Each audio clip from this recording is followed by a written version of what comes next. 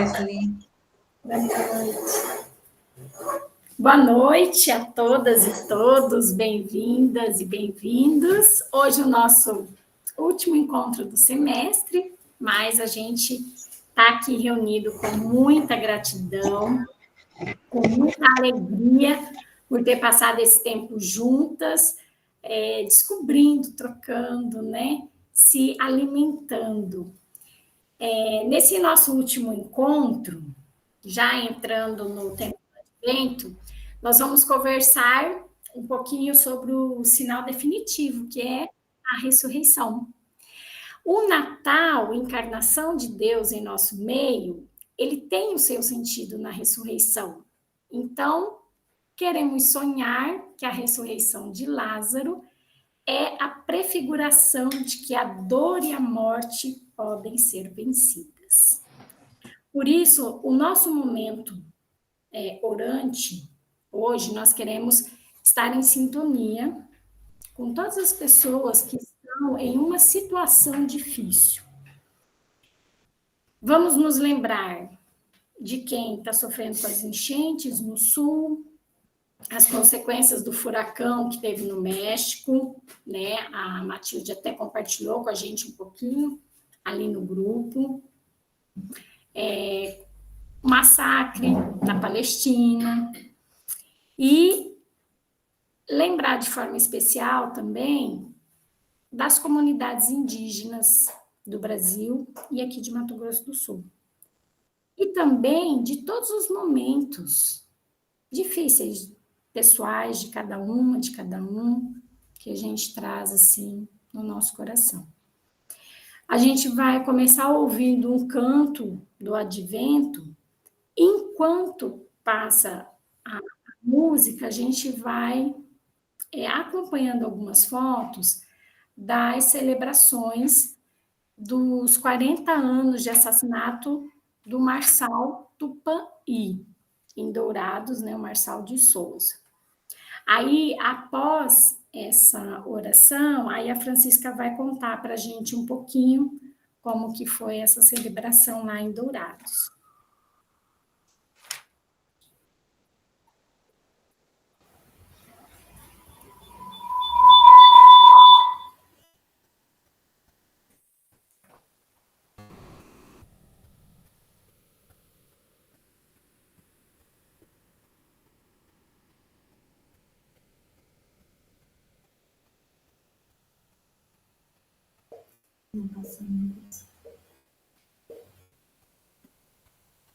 Só mais um momentinho, enquanto a gente projeta.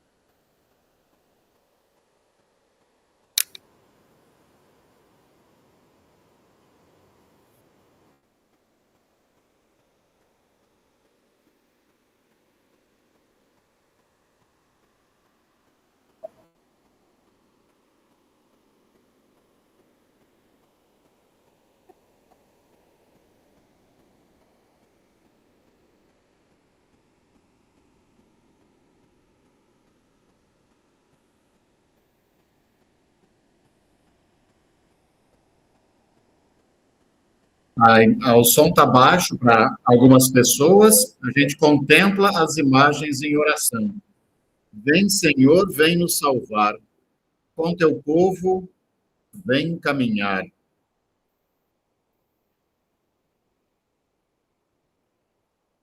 Tu marchas à nossa frente, és força, caminho e luz. Vem logo salvar teu povo. Não tardes, Senhor Jesus. Marta disse então a Jesus: Eu sei que ele vai ressuscitar no último dia. Jesus respondeu: Eu sou a ressurreição e a vida. Quem crê em mim, ainda que morra, viverá. E quem vive e crê em mim jamais morrerá. Você acredita nisso, Marta? Sim. Eu creio que tu és o Cristo, o Filho do Deus vivo, que devia vir ao mundo. Quando Jesus chegou onde tinham colocado a Lázaro, começou a chorar. E então disseram: Vede como ele o amava. Outros diziam: Esse que abre os olhos do cego não podia ter feito que ele não morresse? Jesus ficou comovido de novo e se dirigiu ao sepulcro. Era uma gruta com uma pedra sobreposta. E Jesus disse: Retirem a pedra. Marta, a irmã do morto, disse: Senhor, já cheira mal, é o quarto dia. Disse Jesus: Não disse a você que se você acreditar, você vai ver a glória de Deus?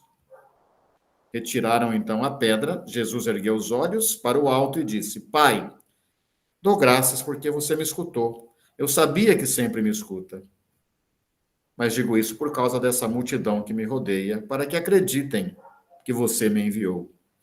Dizendo isso, gritou em voz alta: Lázaro, vem para fora. Vou pedir que você repita. Pode abrir o microfone. Lázaro, vem para fora. Mais uma vez. Lázaro, vem para fora. mais forte. Lázaro, Vem para fora. Amém.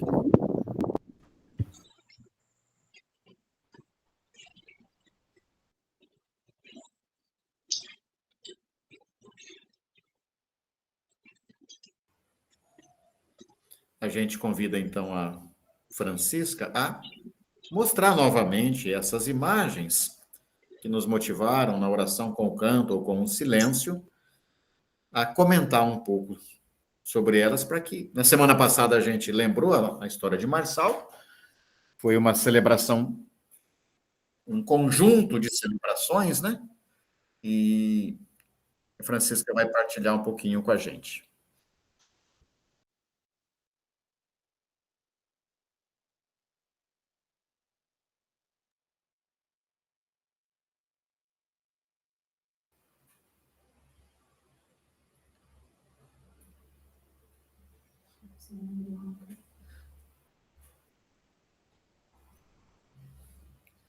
Pode falar, que acho que vai. Ela vai começar a falar, se a imagem, se a voz ficar um pouquinho baixa, vocês avisem, por favor. Boa noite. É uma alegria estar aqui e poder partilhar esse momento em que nós vivemos final de semana. Estivemos presentes lá, Edmilson, Esli, Beth, Lara, que muitos conhecem, Amélia, Bianca, e foi um momento, assim, muito forte. Então, durante a semana, foi acontecendo vários momentos em memória aos 40 anos de martírio, né, do assassinato de Marçal de Souza.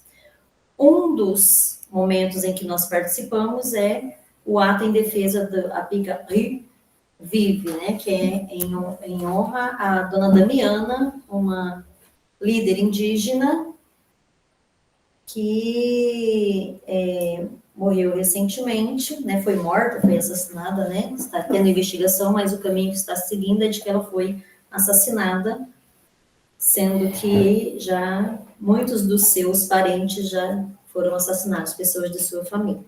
E o outro grande ato foi a missa Terra Sem Males. Começamos, nós que chegamos já lá em Dourados às 11, começamos visitando o Tecorá, a Picaí, que é onde Dona Damiana viveu e provavelmente foi assassinada, né? Onde tudo consta, ela foi assassinada. Então, acompanhados aí de uma Inhandeci e um Nhanderu, né? Edmilson, é assim que fala, né? Dois líderes religiosos que nos acompanharam fazendo orações e foi feito um memorial aí com a Dona Damiana. Foi plantado um cedro, que para a cultura indígena o cedro é uma árvore muito significativa e ela tem que ser plantada por homem. Então, foi convidado o Edmilson e o Nhanderu ajudou a plantar esse cedro para manter viva ali a memória de Dona Damiana. Né? Foi um momento muito forte, de muitas emoções, muitos sentimentos, e acompanhados pela música aí do Martim. De manhã também aconteceu, na Grande Atiguaçu, em Carapó, a entrega da carta do Papa, e aí eles foram recebidos, né, pelos indígenas e foram sendo pintados, um dia de grande celebração. Então, estiveram presentes muitas pessoas, muitos líderes indígenas e também líderes religiosos da Igreja Católica, do CIMI. Então, foi feita a entrega da carta do Papa em solidariedade à luta dos Guarani e Kaiowá. Né? A entrega foi feita por Dom Leonardo, né? Dom Leonardo é bispo... Cardeal de Manaus, né? Cardeal de Manaus, que é assessor do CIMI, né? Atual presidente do CIMI. Então, lá usou a palavra várias pessoas e várias lideranças do CIMI também. Depois, à tarde, foi um momento de formação. Então, todo o grupo que estava acompanhando esse processo, esse acontecimento, esse evento, né? Então, estiveram presentes o Luiz, que é do CIMI Nacional, e aí eu teve a palestra com o padre, esqueci o nome do padre. Paulo Cis, um antropólogo, né? E o Dom Leonardo fez fala também.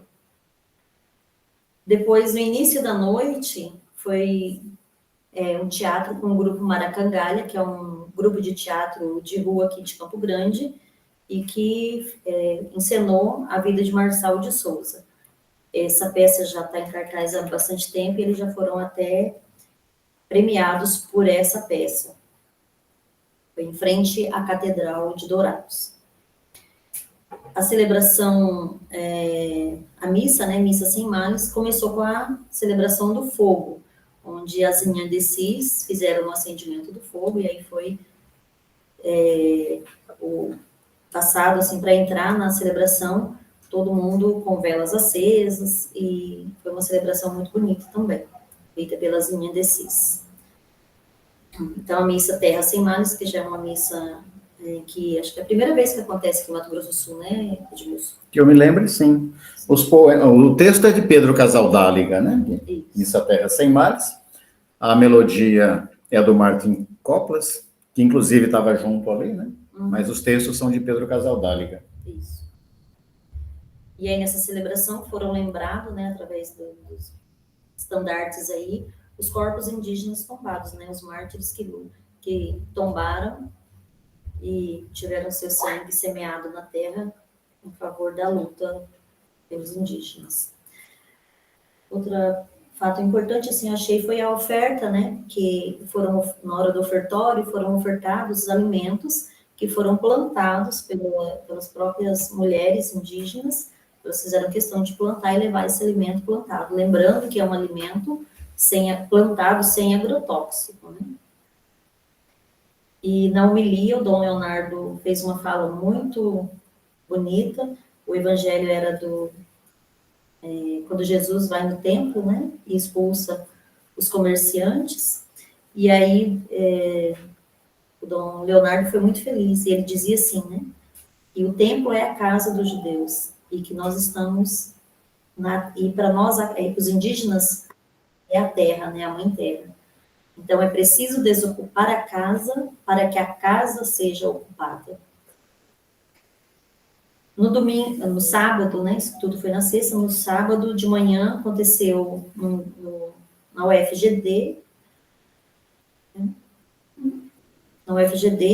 duas mesas, né, duas mesas redondas de conversa, onde a Edna, filha do Marçal, e esse Jorge, também filho do Marçal, fizeram a primeira fala, participaram da primeira mesa, e depois teve uma mesa com representante do Ministério Público, pessoas do CIMI, né, o Egon, o Egídio, né, e da DPU, e também o prefeito atual, né, ex-prefeito, né, de Dourados. O auditório estava cheio, inclusive com juventude, né, muita juventude indígena, juventude ali, estava bem lotado o auditório. E ali no auditório teve a assinatura de um documento que pede a inclusão de Marçal de Souza na lista das vítimas da ditadura militar, né. E depois, à tarde, foi feito um ato no Tecorrá, onde Marçal de Souza viveu e a sua família vive hoje, a Edna vive lá. E lá também eles fizeram um memorial em homenagem a Marçal de Souza, vai estar sendo ainda implantado, acho que querem fazer tipo um museu lá também. E lá foi feita a entrega desse documento que pede anistia de Marçal de Souza, e foi entregue ao Eliel, que é representante do Ministério dos Povos Indígenas. Lá, mais uma vez, também foi encenado a peça, porque eles gostaram tanto da peça que pediram para mais uma vez ser encenada a peça com a história de Marçal de Souza, história e luta de Marçal de Souza, com o grupo Maracangalha. Damiana vive, Marçal vive. Foi isso, gratidão. Grato, Francisca. É uma forma da gente, mesmo sem poder ter fisicamente estado lá, acompanhar, conviver, compartilhar. E é um jeito da gente acreditar na ressurreição. Lázaro vem para fora. Lembrava-se que Darcy Ribeiro, quando fez... Darcy Ribeiro era muito amigo de Marçal de Souza, para quem não sabe, né? Inclusive veio a Dourados na missa de 7º dia dele. O Marçal trabalhou bastante como tradutor, né, de Darcy Ribeiro. Darcy Ribeiro falava, olha, os povos indígenas no Brasil estão sendo dizimados, são no máximo 200 mil pessoas. A população indígena vem se identificando, crescendo apesar de tudo, já passou de 1 milhão e a gente espera o próximo censo, né? Quer dizer, é o renascer das cinzas, ainda que o povo guarani seja um povo muito, o Kaiowá especialmente, né, muito massacrado, a resistência indígena é muito forte. Lázaro vem para fora. Amém. Esli, o pessoal fez uma avaliação, né? Obrigado, Francisca. A gente quer ver se esse povo respondeu, pelo menos, aí. O povo que gosta de deixar para a última hora, mas responde.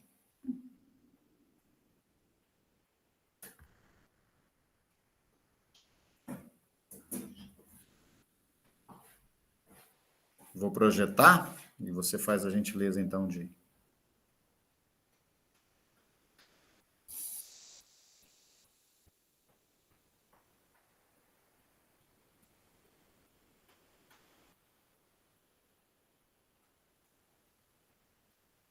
O que eu fecho aqui?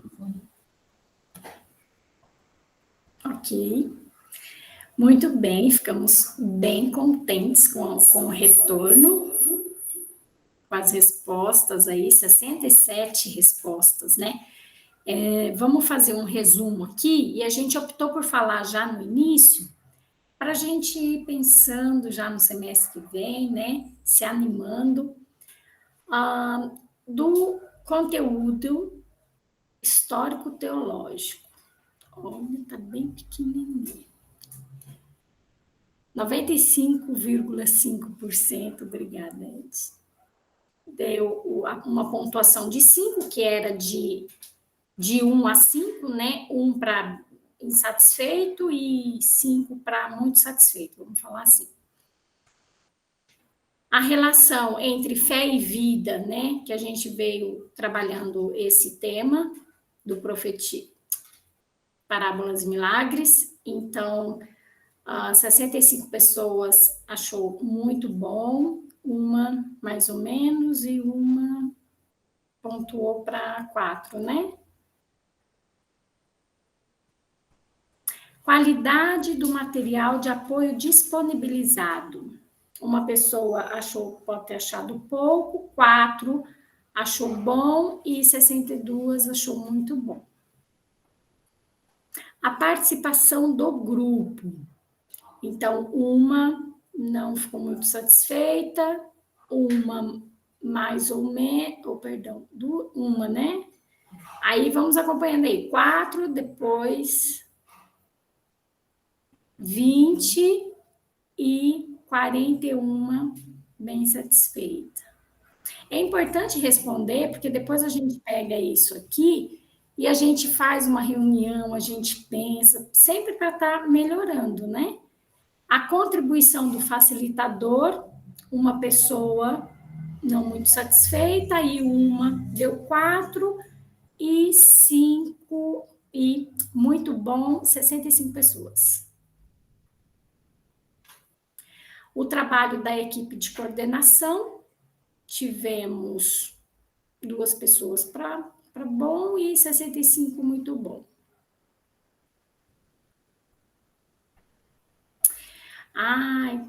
Caso não tenha conseguido concluir o curso, aí aqui é para quem não concluiu, né? Nós tivemos umas 77 pessoas inscritas, tá? Dessas 77, 60 vão concluir diretamente. 45 mais ou menos vem participando, às vezes não pode participar, mas foi dando a devolutiva, e algumas pessoas acompanharam totalmente a gravação, né? Mas foi dando um respaldo aí pra gente. Aqui, se você optou por outros, tá? Descreva aqui, vou ler então um pouquinho, não dá pra gente saber quem foi, né? Que escreveu. Para mim, o curso foi uma lâmpada no caminho da vida, missão. Gratidão, gratidão. Eu sou bolsista, soube do grupo em agosto, não sei se já havia começado, se houveram encontros anteriores, então não sei se concluiu o curso. Concluiu, né? Não consegui participar das aulas ao vivo, infelizmente, mas vi a gravação de todas elas. Ultimamente, não consigo acompanhar o curso ao vivo por dificuldades de estar fora do meu ninho, mas assisti todos os encontros na privacidade do meu quarto. O curso muito tem contribuído para superar as dificuldades de deixar minha casa e filhos, onde eu gostaria de estar, mas preciso cuidar de minha mãe. Consegui entrar uma vez na sala, mas não deixei de ouvir as gravações. Cansaço mental / desgaste da saúde, a direção de escola agora, no pós-pandemia, me consome. Mas gosto muito de estar em sintonia com a esperança de uma sociedade pautada no sonho de Jesus Cristo.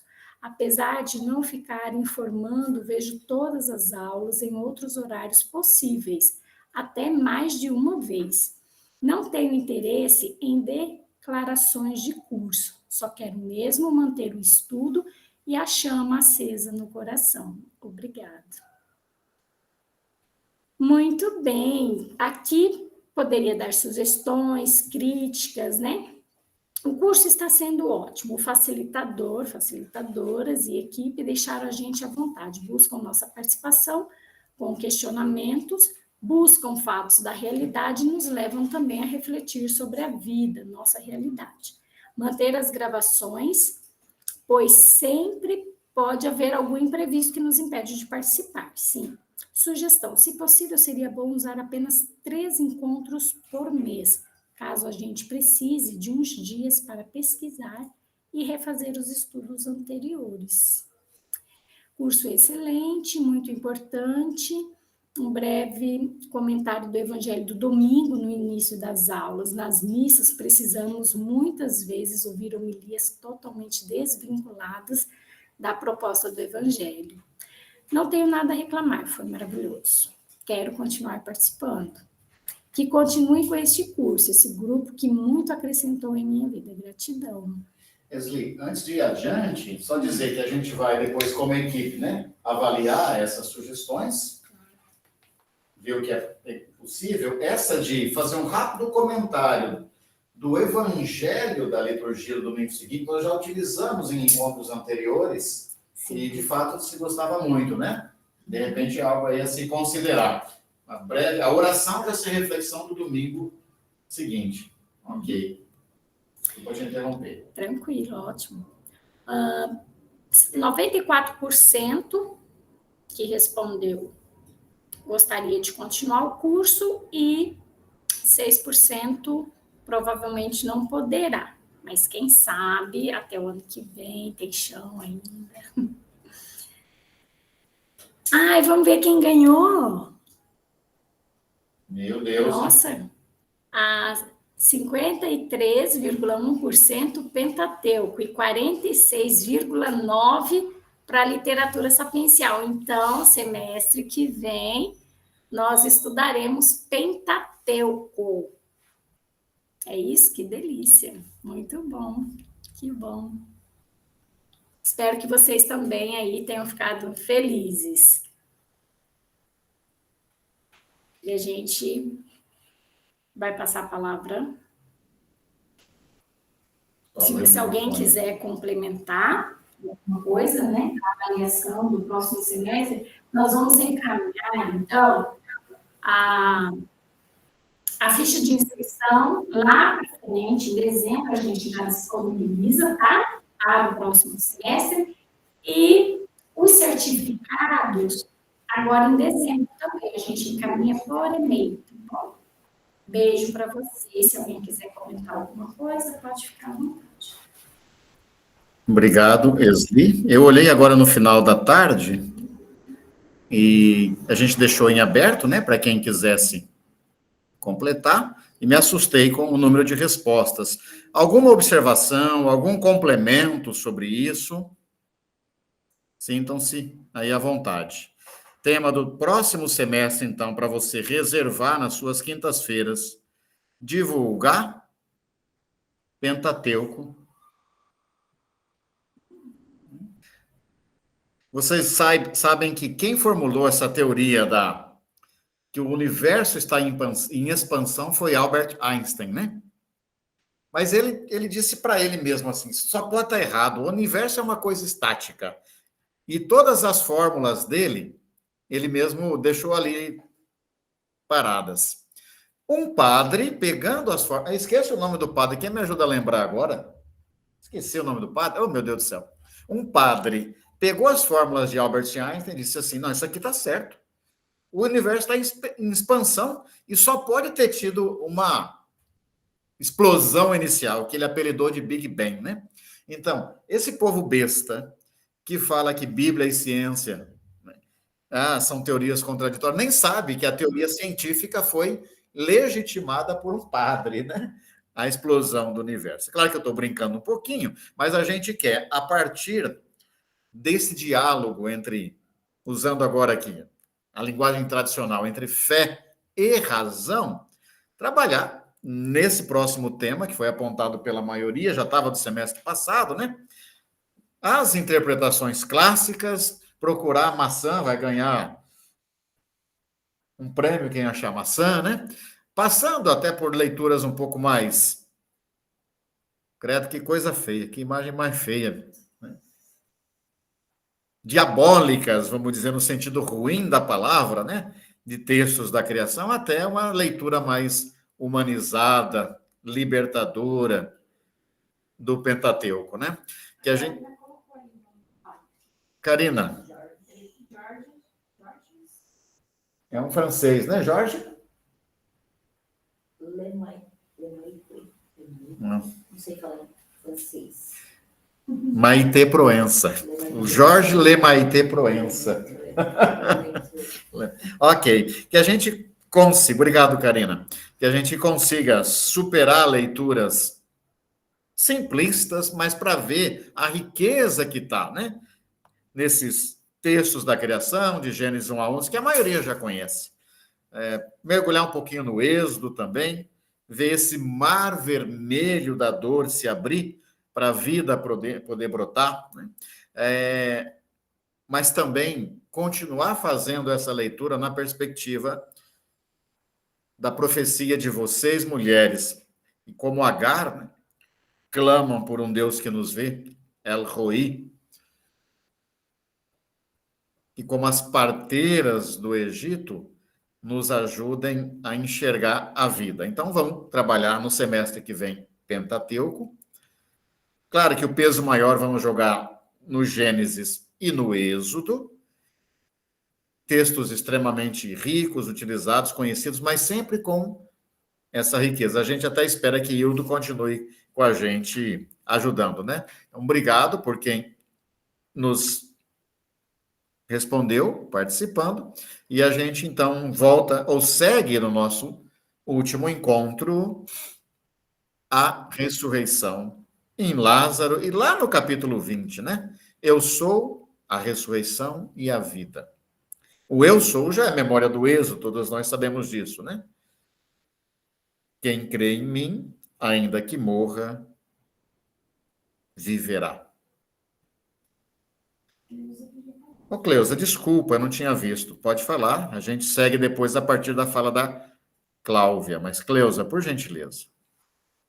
Eu gostaria só de saber quando que vai ser, se você já tem uma data. Você consegue abrir seu... um pouquinho, pode falar Começa de novo, Cleusa. Eu gostaria de saber se já tem uma data para o próximo semestre. A gente sempre começa no início de fevereiro. Primeira ou segunda, quarta-feira de fevereiro. Quinta-feira de fevereiro, tá? Tá, obrigada. Ótima pergunta, Cleusa. Mais algum comentário? Afonso, bom ver você aí, Afonso. Boa noite a todos. Está me ouvindo bem? Bem, sim. Então, só queria saber que foi bastante votado também os livros sapienciais. Inclusive, eu votei nele. Tem possibilidade do semestre a gente fazer ele ou não?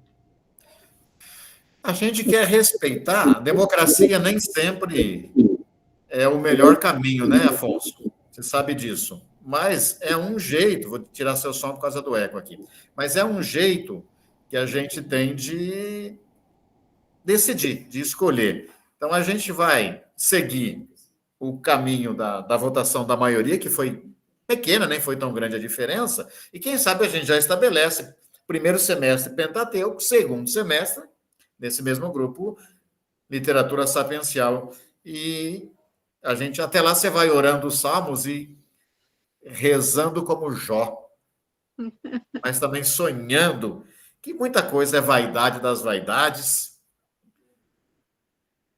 que a vida é uma corrida atrás do vento e que é gostoso a gente se juntar e desfrutar do próprio trabalho, né? Que a gente vá preservando aquilo que nos diz a sabedoria e o sábio Jesus de Nazaré, percebendo isso também no livro do Êxodo, mas guardando para o segundo semestre, Afonso. Assim a gente respeita essa escolha, né? Depois a gente faz aí uma nova rodada. Obrigado, Afonso. Mais alguma coisa?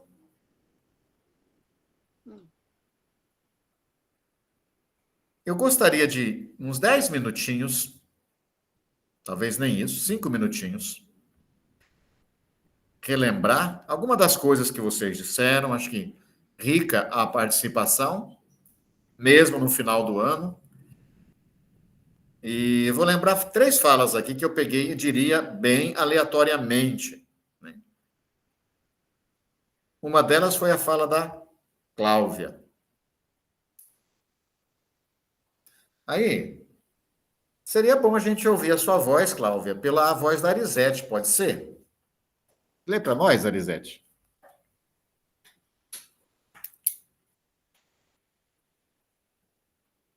Leio, é que meu telefone é meio lento. Vai lá. Hoje vemos a ressurreição de Jesus e de Lázaro nos assentamentos do Mestre, que transformaram uma situação de morte em uma vida de abundância, cada um exercendo o direito de ter a terra para viver e testemunhar que uma vida diferente é possível neste capitalismo selvagem. Vemos a ressurreição de Jesus na luta das mulheres que conseguem sair de um lar opressivo e violento e, apesar de todas as dificuldades, constroem uma vida nova com seus filhos e netos, testemunhando que é possível derrotar essa cultura patriarcal e machista. Isso é ressurreição. Isso é ressurreição, Cláudia. Agradecido. Agradecido mesmo. Márcia, você também contribuiu conosco. Ágata, você pode ler o que a Márcia trouxe para nós? Posso. Jesus, mesmo consciente dos fatos, se compadece com a dor das irmãs, chora, não por fraqueza, mas por compaixão. Lázaro, enfaixado, preso na escuridão, reagiu ao comando do mestre, deu o primeiro passo para fora. Jesus ordenou que o ajudassem a tirar as amarras e que o deixassem ir. Ao mesmo tempo que a multidão se espantou, se emocionou, compartilhou aquele momento de felicidade e creram em Jesus. Teve os que foram os fariseus denunciá-lo. Assim, Jesus se compadece com as nossas dores e está sempre disposto a nos tirar dos túmulos que, consciente ou inconscientemente, nos enterramos. Todo novo dia é uma ressurreição para cada um de nós, uma oportunidade de nos libertarmos das amarras, da escuridão, da solidão e sair para a luz, para os seus, para o amor, para a vida com significado. Para isso, precisamos ouvi-lo e dar o primeiro passo.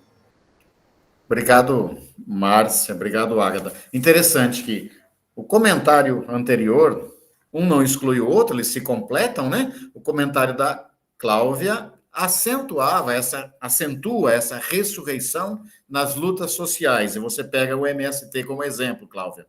E a Márcia não exclui, ela começa falando das dores, né, da vida, e acrescenta a ressurreição interna, emocional, da psique, da vida de cada um, né? As duas coisas são importantes. Giselda, eu vou comentar rapidamente o que você trouxe, que uma das perguntas era a gente olhar o texto a partir das personagens.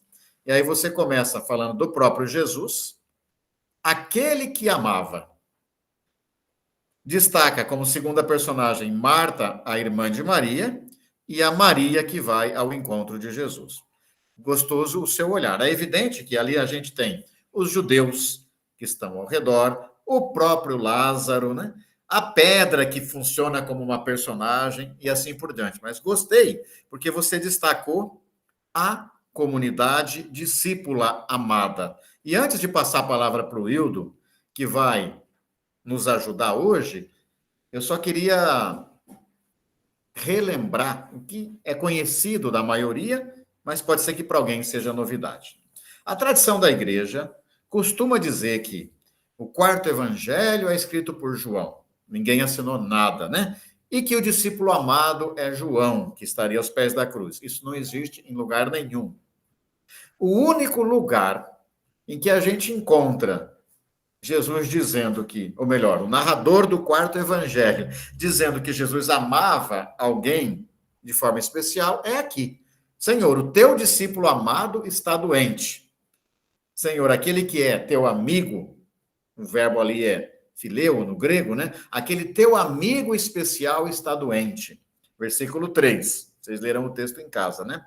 Só que no versículo 5, não só o verbo é mudado, usa-se um outro verbo, como também o objeto direto da frase é ampliado, né? Ora, Jesus vivia uma ágape Aí sai do verbo fileu para o verbo agapau, né? Que é o amar no sentido de ir às entranhas. Toda filia é um amor que pode ser ágape, mas ágape é um amor de entrega, né? Então, Jesus amava Marta, sua irmã Maria, e amava também a Lázaro. Logo, se a gente quer procurar um tal discípulo amado, Rodrigo, no Evangelho de João, esse discípulo amado é a comunidade que acolhe Jesus, a comunidade de Betânia, que a gente sabe, uma das possibilidades de interpretação é Bet, casa, Anauim, os pobres, casa do pobre, casa da misericórdia, casa da acolhida. E Lázaro, o Eliázaros, Lázaros do grego vem do El, Deus, né? Eliezer, Deus é meu socorro, Deus é meu amparo. Quem é o Lázaro na etimologia grega, que vem aí relendo o hebraico, né? É aquele que em não tendo mais ninguém, ou também tendo quem o acolhe, acaba dizendo, sim, Deus é meu último amparo. A comunidade de Betânia faz isso com Jesus. É a comunidade do discípulo amado. Essa figura, a gente bem lembra, aparece no Evangelho de João de uma forma meio misteriosa, já no capítulo 1. Nos sinóticos, o primeiro discípulo a ser chamado é Pedro.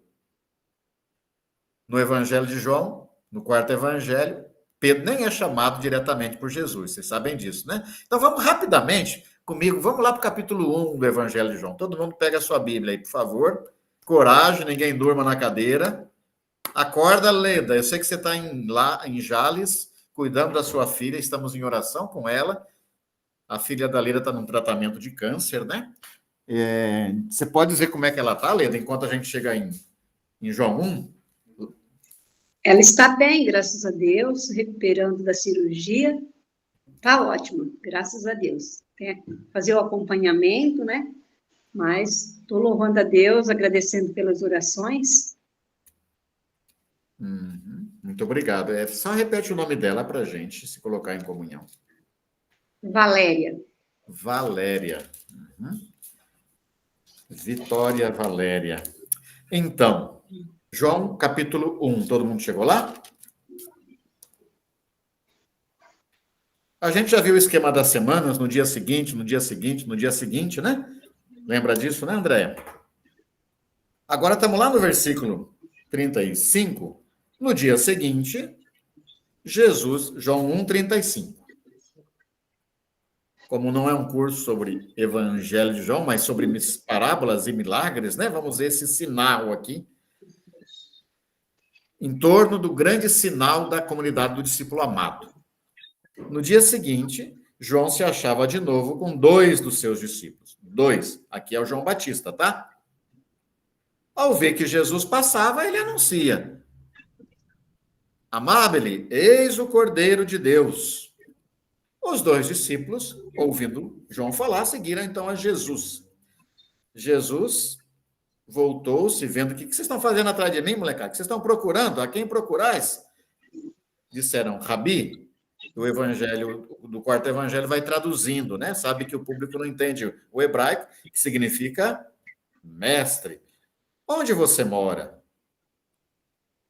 39. Olha, venham e vejam. Eles foram, viram onde ele morava e permaneceram com Jesus. Então, esses são os 2 primeiros discípulos da comunidade de Jesus, no começo do começo, viu, Nair? Um deles, versículo seguinte, 40. Como é que está a tradução na sua Bíblia no 40, Nair? Pode ler para a gente? Abre o microfone e lê aí para nós. O 40 diz assim: um dos que haviam ouvido João e tinham seguido Jesus era André, irmão de Simão Pedro. Um deles tem nome, André, o irmão de Simão Pedro. E aí ele vai se encontrar com Pedro. Vai lá no 41, segue lá. Primeiro seu irmão Bem-vinda, Manu. Ele diz: encontramos o Messias, que se traduz Cristo. E o conduziu a Jesus. Jesus. Olha só que interessante. Nos evangelhos sinóticos, Jesus chama Pedro diretamente. Aqui, Pedro é conduzido a Jesus. Tem uma discussão eclesiológica sobre o papel de Pedro desde o comecinho. Esse cara que acha que é o bambambam, a autoridade maior da igreja, estou aqui brincando um pouquinho, mas para a gente discutir modelos eclesiológicos, nem foi chamado diretamente por Jesus no quarto evangelho. Um que foi chamado é o André, e o outro não tem nome. Então, o primeiro discípulo chamado por Jesus ao lado de André é anônimo, não tem nome. E não tem nome por um punhado de coisas, até porque depois ele vai ser Beth, Leisa, Maria Helena, Márcia, Enedir, cada uma de nós, né? Mas porque aqui começa a imagem de uma figura anônima que some um pouquinho e vai voltar lá no capítulo 13. Ah, mas podemos discutir se é a mesma ou não? Para mim é. Eu sei que para Raymond Brown também, né? A comunidade discípulo amado também. Vocês devem se lembrar desse livro, algumas pessoas, né? Estamos lá em João 13. João 13. Estamos lá no lava-pés. Lava-pés. Terminou o lava-pés, Jesus diz, olha, um de vocês vai me trair. Evangelho de João, capítulo 13. Um de vocês vai me trair, o povo fica querendo saber quem é, né? O povo curioso que é uma coisa ali, né? Versículo 21. Karina, pode ler para nós a partir do 21? João 13, 21.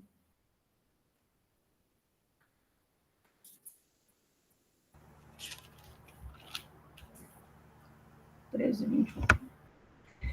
Depois de dizer essas coisas, Jesus ficou muito comovido e disse de maneira firme: eu lhes garanto, um de vocês vai me trair.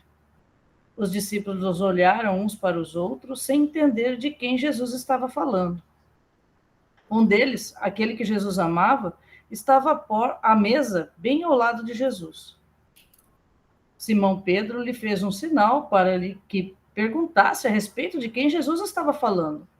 Então o discípulo se inclinou sobre o peito de Jesus e perguntou: mas olha só, quem é o líder do grupo? Quem é o líder da igreja? Não é o Pedro? Por que ele não pergunta? Porque não tem intimidade. Porque não experimentou os 7 sinais. Porque não vive ainda a plenitude do amor. Quem tem intimidade é quem ama. E essa figura não tem nome, é o discípulo que Jesus amava. No Evangelho de João, no capítulo 11, Jesus amava Lázaro, Marta e Maria. A história continua, mas vamos passar rapidinho, já que a gente... Chegamos lá no capítulo 18, já que estamos vendo essa figura misteriosa, ou relembrando, né? Muita gente já conhece isso. Jesus já está preso, está lá no palácio do sumo sacerdote, João 18. Estou lá no versículo 12. A corte prenderam Jesus, atearam, manitearam e levaram a Anás, depois a Caifás, o sumo sacerdote daquele ano, né? E aí alguém diz, é melhor que o homem morra pelo povo só. Versículo 15. Acharam? João 18, 15. Maria Helena, você pode ler para a gente, João 18, 15?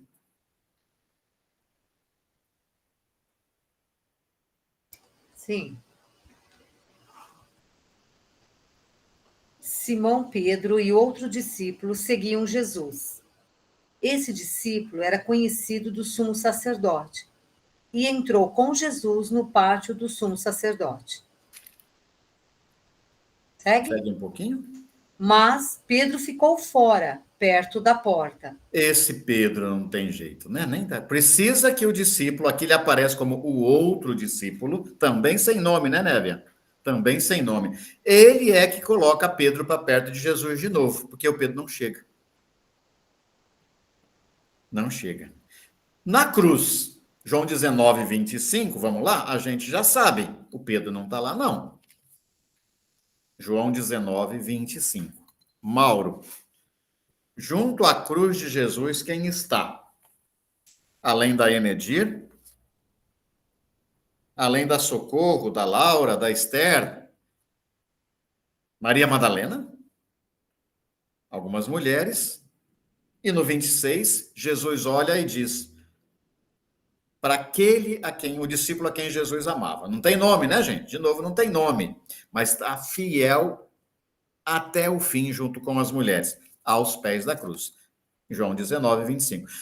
No capítulo 20, Maria Madalena vai ao túmulo na madrugada da ressurreição, sai correndo e conta de novo para 2 discípulos. Já estamos lá no 20, versículo 2. João 20, 2. Um pouquinho para todo mundo chegar lá. Olha lá, Leontina, João 22. Ela corre, conta, vai até Simão Pedro, e a quem de novo? Ao outro discípulo. Aqui se junta a expressão, o outro discípulo com aquele que Jesus amava. Correndo e foi encontrar Simão Pedro e o outro discípulo, aquele a quem Jesus amava. Ele disse: tiraram do túmulo o Senhor e não sabemos onde o colocaram. E aí os dois correm juntos, né, Leontina? Os dois saem correndo junto. E essas interpretações de que o Pedro era mais velho e por isso não aguentava correr muito, é muito simplista para o Evangelho de João, né? A instituição é travada, ela é muito lenta. O amor é livre, o amor chega na frente. O amor chega, espera depois a autoridade. Vocês lembram da continuidade do texto, né? Lá no versículo 6, depois que o discípulo amado chegou na frente, chegou também Pedro, João 26, que o seguia. Aqui Pedro é obrigado a seguir o discípulo amado. Ele o seguia. E entra. O texto diz, Pedro entrou e viu. Viu o quê? Viu os panos, etc, etc, etc. Agora, versículo 8. Entrou também o discípulo que tinha chegado primeiro. Ele entrou, final do versículo 8. Leiam comigo. Viu, e aparece um terceiro verbo que não foi usado para Pedro. Marlene, como é que está a tradução do versículo 8 para nós? Leia aí na sua Bíblia, por favor. Nossa Senhora, tão pequenininha aqui que eu não consigo enxergar. Nossa Senhora foi depois. Nesse texto ela não está. Vai lá. Então entrou também o outro discípulo que chegara primeiro ao sepulcro, viu e creu.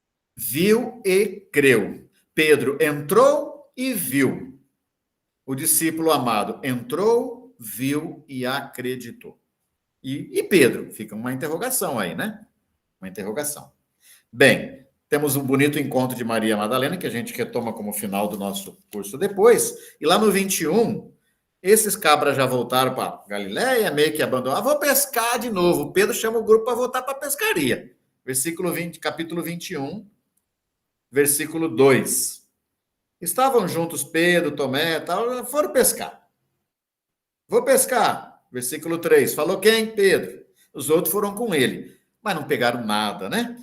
Versículo 4. Já tinha amanhecido, Jesus está lá na beira da praia. Ô, meninada, ô, juventude, tem alguma coisa aí? Pegamos nada, rapaz, pegamos nada. Lança a rede para aquele lado. Aí pegaram um montão de peixe, né? Uma quantidade enorme. Agora eu queria chamar a atenção, não estamos lendo todo o texto, mas vendo essa relação, no versículo 7. João 21, versículo 7. Cardoso, você está com a tua Bíblia aberta, Cardoso? João 21, 7. O Cardoso está querendo descansar e não deixa. Desculpa aí, Cardoso. Mas fica à vontade, se não tiver. Tranquilo. É João 21. Só um minutinho. 7. João 21, 7. Enquanto você acha, Tamara, seja bem-vinda. Estou com a tradução da CNBB. Ok. Ele lhes disse, lançai a rede à direita do barco e achareis. Eles lançaram a rede, já não conseguiram puxá-la por causa da quantidade de peixes. Então, o discípulo a quem Jesus amava disse a Pedro, é o Senhor. Simão Pedro, ouvindo dizer que era o Senhor, vestiu sua túnica, pois estava despido, e lançou-se à água. Obrigado. Olha só, mas o Pedro não está lá? Ele não está vendo? De novo, o discípulo amado tem que dizer para Pedro, é o Senhor. E a gente brinca sempre, né, com esse texto. O Pedro é engraçado, né? Porque a noite inteira pescando ele está pelado. Agora, na hora de pular para a água, ele veste a roupa. Na sequência desse texto, a gente tem, então, as 3 perguntas de Jesus. Tu me amas, tu me amas, e o Pedro responde, sou teu amigo, até que Jesus está, você é meu amigo, então, apacenta minhas ovelhas. E no versículo, mais lá para o final, versículo 20, João 21, 20, Pedro, voltando-se para o discípulo que Jesus amava, e disse aí, e quanto a esse Jesus? Você não vai perguntar para ele, não, se ele não te ama? Já amava, não precisa perguntar, né? Jesus responde, eu quero que ele permaneça. O verbo que a gente trabalhou na semana passada, falou da videira. Eu quero que ele permaneça. Quanto a ti, Pedro, versículo 22, venha e segue-me. No final do evangelho, Pedro ainda está sendo chamado a seguir Jesus. Não aprendeu o seguimento. A autoridade tem que aprender sempre. Ele, versículo 23, o amor já permanece. Quem ama, permanece em Deus e Deus permanece nele. Bom, por que a gente fez esse passeio pela figura do discípulo amado? Para confirmar, lembrar que não tem nome, que é o amor que conduz, mas para dizer que a ressurreição acontece na casa do discípulo amado. Marlene, por gentileza. E de onde surge essa afirmativa de que esse discípulo é João? É uma tradição antiga da igreja, e a patrística, Marlene, fazia interpretações muito livres, não baseadas, às vezes, em critérios do próprio texto, o que a gente chamaria hoje de exegese, né?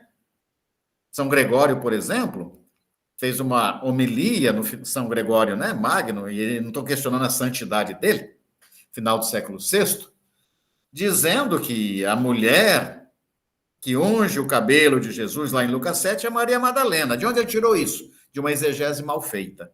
E de, às vezes, uma interpretação que já estava na cabeça dele, machista. A mesma coisa se fala, e depois deixo o Hildo até completar, Hildo, por gentileza, sobre a figura do discípulo amado. Não pode ser João. Não pode, gente, não pode. Até porque Pedro, Tiago e João, os tidos como colunas da igreja, representam um modelo de segmento que não está respaldado naquilo que o quarto evangelho acredita que é seguir Jesus de verdade.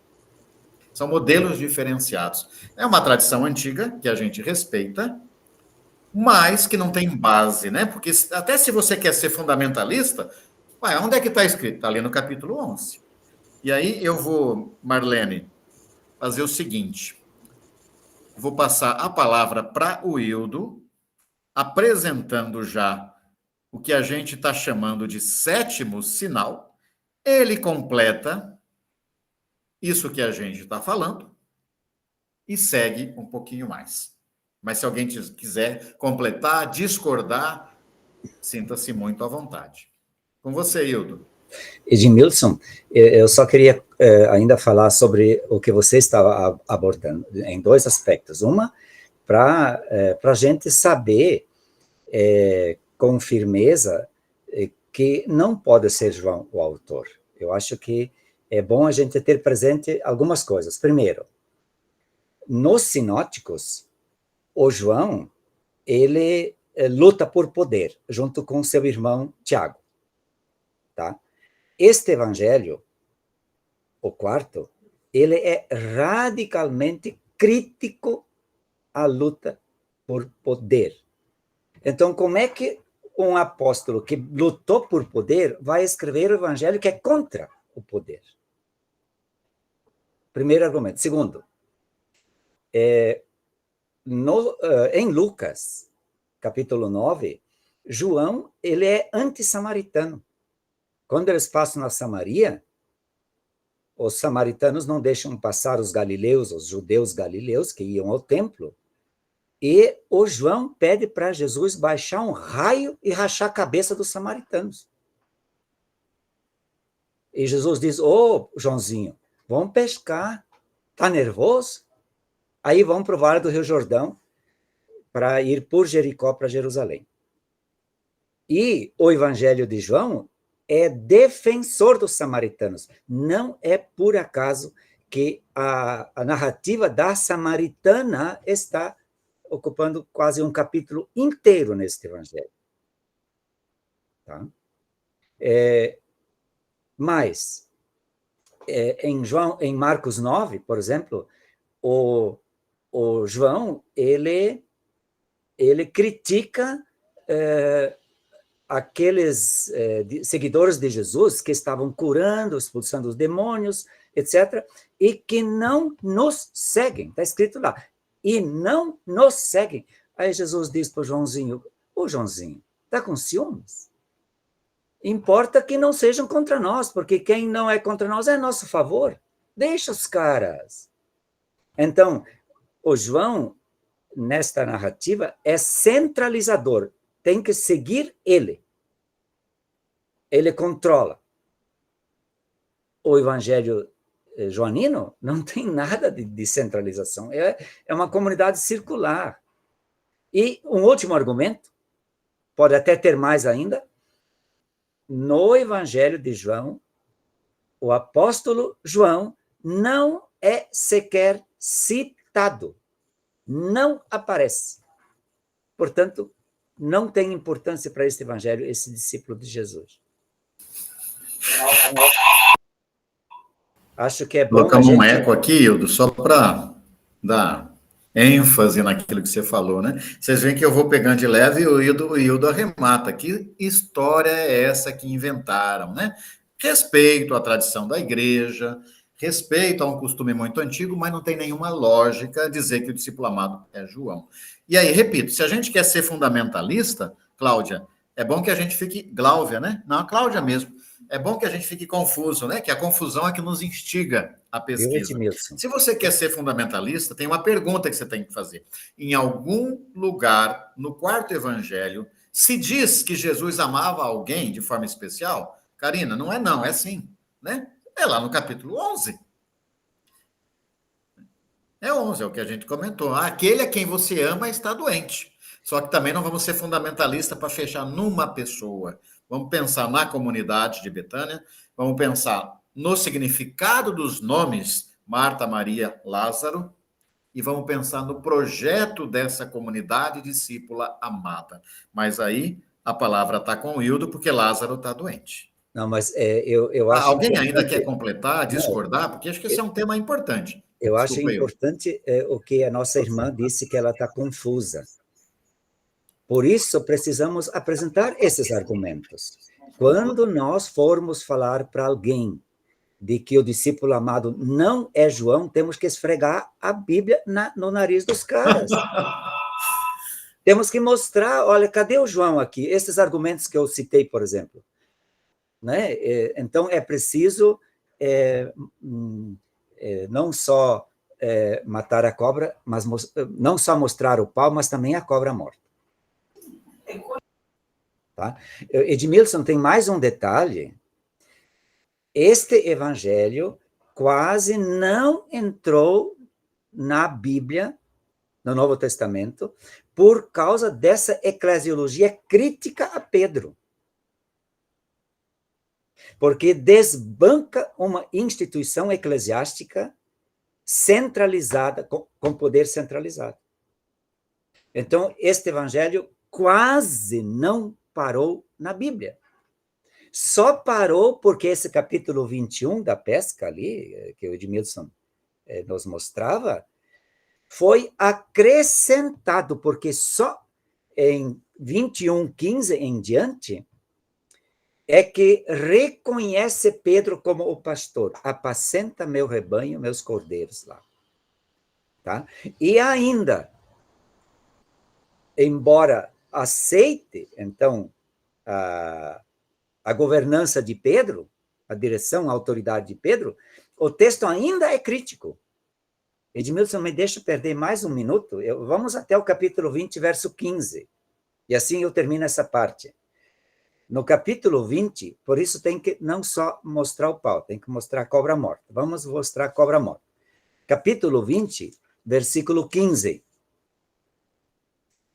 Por favor, aliás, 21, tá? É o acréscimo, o epílogo.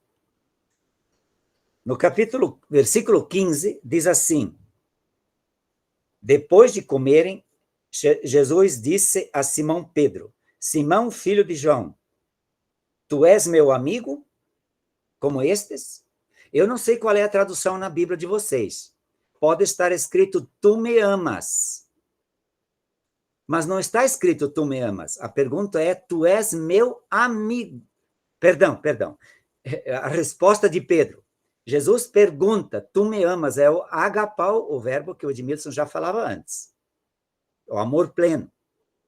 Agora, qual é a resposta de Pedro? Ainda no versículo 15.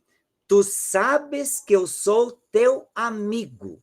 Se alguém de vocês tem a nova Bíblia pastoral, lá já vai ter essa tradução correta. Tu sabes que eu sou teu amigo. Pedro não responde, tu sabes que eu te amo, com amor pleno. Jesus não fica... Edmilson, mostra aí.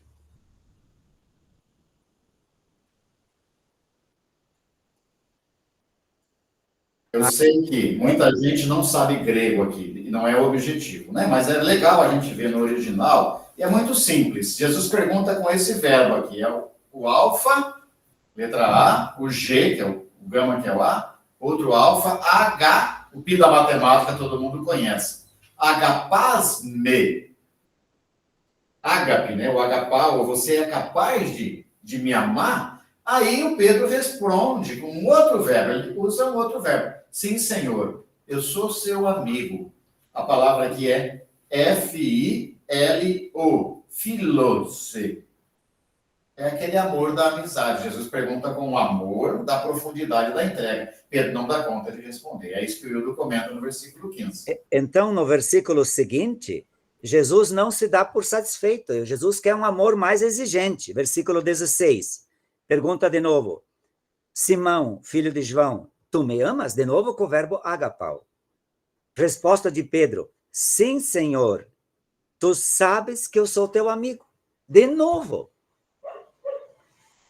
Aí Jesus diz, esse Pedro não tem jeito mesmo.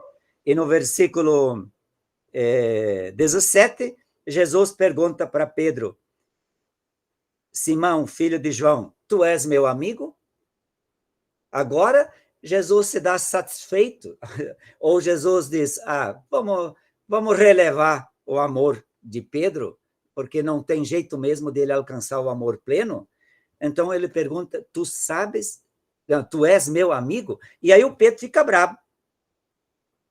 E ainda responde, tu sabes que eu sou teu amigo? De novo. Então, embora, e assim termino essa parte, Edmilson e demais, embora no acréscimo reconheçam a primazia, a autoridade de Pedro, são críticos a Pedro, dizendo, ele não é capaz do amor pleno. Edmilson, desculpe, eu me demorei um pouco demais nisso, mas queria só dizer isso aí. Obrigado. Está aberto ali? Então, vamos agora para Lázaro, certo? Eu vou abrir aqui. Então... Só um comentário.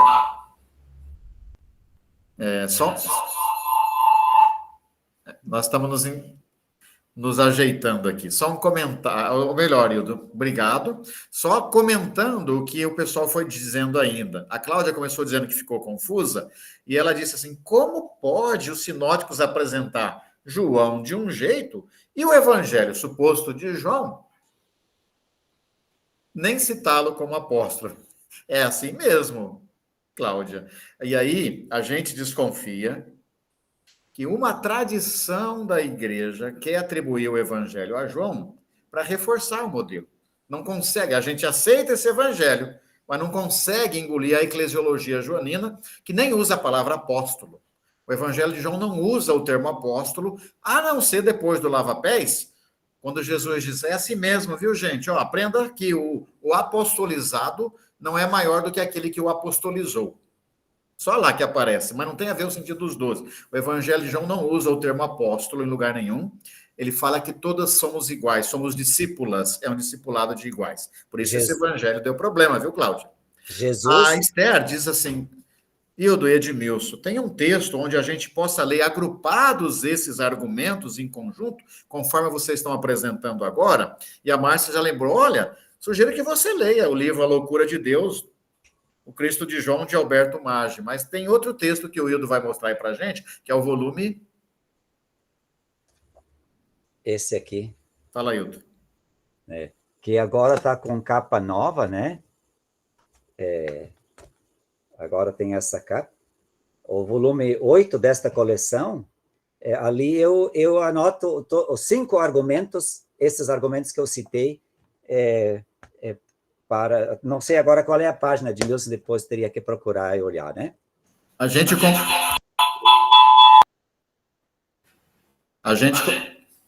Peraí. A gente combina quase tudo, eu e o Hildo. Brincadeira, né?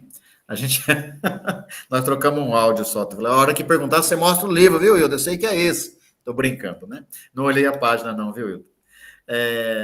Eu acho que vocês percebem, né? A gente tem uma sintonia de amizade e de aprendizado, né? Então, mas o volume 8 da série Uma Introdução à Bíblia, enquanto você continua, eu pego a página e coloco aqui no grupo, tá, Hildo? Marlene também pediu a palavra. Por favor, Marlene. Como é o nome do livro? Eu estou no celular, não consegui ver direito. Eu vou colocar no slide, pode deixar, tá? Tem uma série chamada Uma Introdução à Bíblia, publicada pelo CEBI em 8 volumes, um trabalho muito denso, feito pelo Hildo, revisado por uma equipe, né? Junto, e o Hildo, na humildade, sempre foi acolhendo as sugestões, as revisões. Essa série em 8 volumes, publicada pela Paulus e pelo CEBI, podem comprar pelo CEBI, que ajuda a gente, né?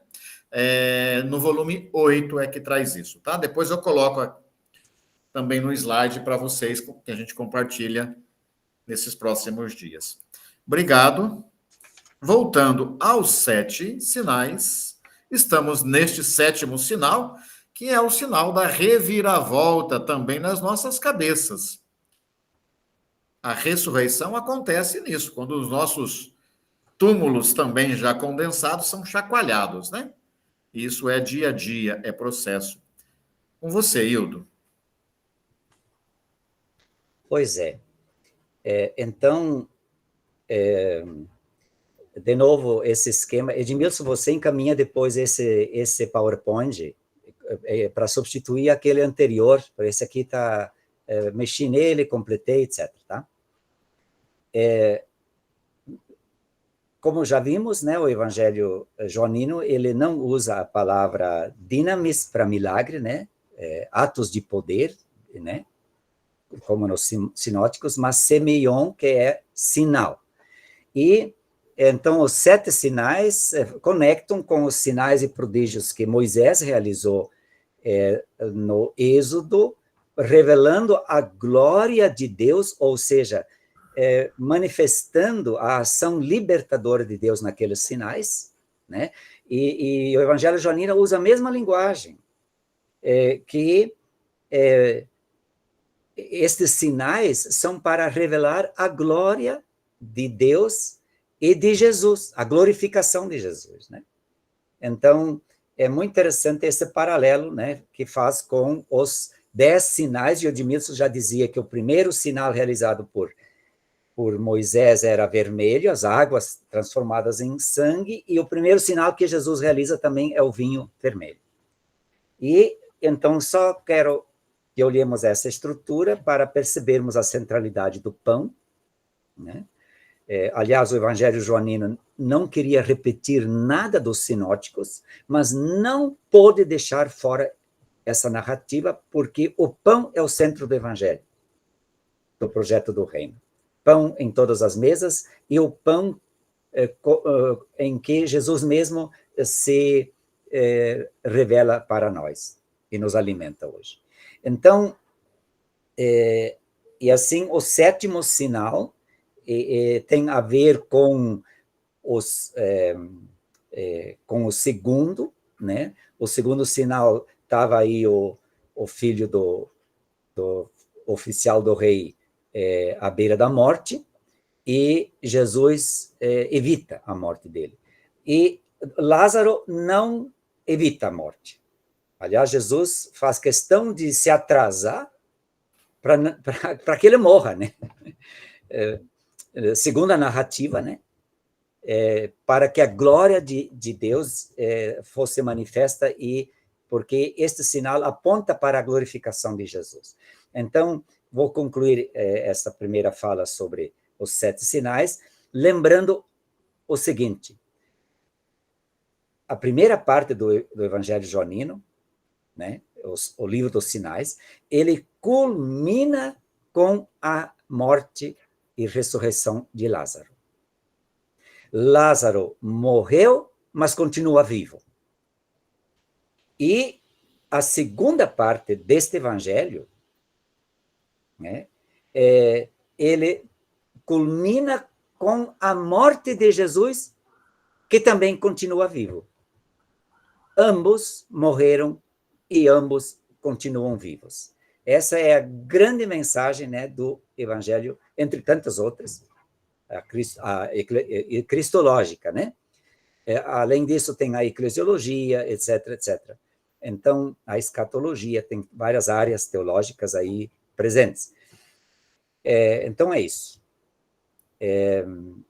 E assim vamos, então, para o último sinal, né, que é a ressurreição de Lázaro.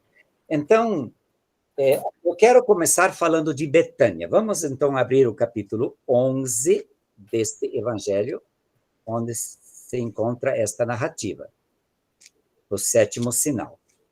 Mas eu quero começar com vocês no final do capítulo 10, tá? No final do capítulo 10. Nós podemos ver ali, no versículo 40 do capítulo 10, que Jesus partiu de novo para o outro lado do Jordão, para o lugar onde João tinha anteriormente batizado. Tá? E, então, eu estou puxando rapidinho, vocês não precisam ir só para não perder tempo, em 1:28, em João 1:28 diz assim: isto se passava em Betânia, do outro lado do Jordão, onde João batizava. Então, nós temos duas Betânias. Duas Betânias. Agora, Edmilson, eu peço para ir para o slide seguinte. Nós temos um pequeno mapa ali na base deste slide, e vemos Jericó embaixo, bem no canto desta oval em azul que eu coloquei aí, Jericó, no Vale do Rio Jordão, e do outro lado do Rio Jordão, em vermelho, aquele pontinho circulado, é Betânia, do outro lado do Rio Jordão, onde João batizava. Então, João está ali, e Jesus também vem dali, porque já passou ali Josué abrindo o Rio Jordão, como Moisés abriu o mar. Já passou ali o profeta Eliseu abrindo o Rio Jordão, como Moisés abriu o mar. Já passou ali o profeta Eliseu abrindo o Rio Jordão, como Moisés abriu o mar. E João Batista também veio do lado de lá para dizer que ele agora vem trazer o novo êxodo. E Jesus, como João, também vem de lá. Então, temos duas Betânias, a Betânia do Além-Jordão. Ninguém sabe onde fica essa Betânia. Até porque ela não existia. O texto é simbólico. E temos Betânia de Jerusalém. Coloquei em vermelho também ali. Betânia de Jerusalém. Então, já no alto das montanhas. As duas Betânias ficam mais ou menos numa diferença de 1.000 metros de altitude, né?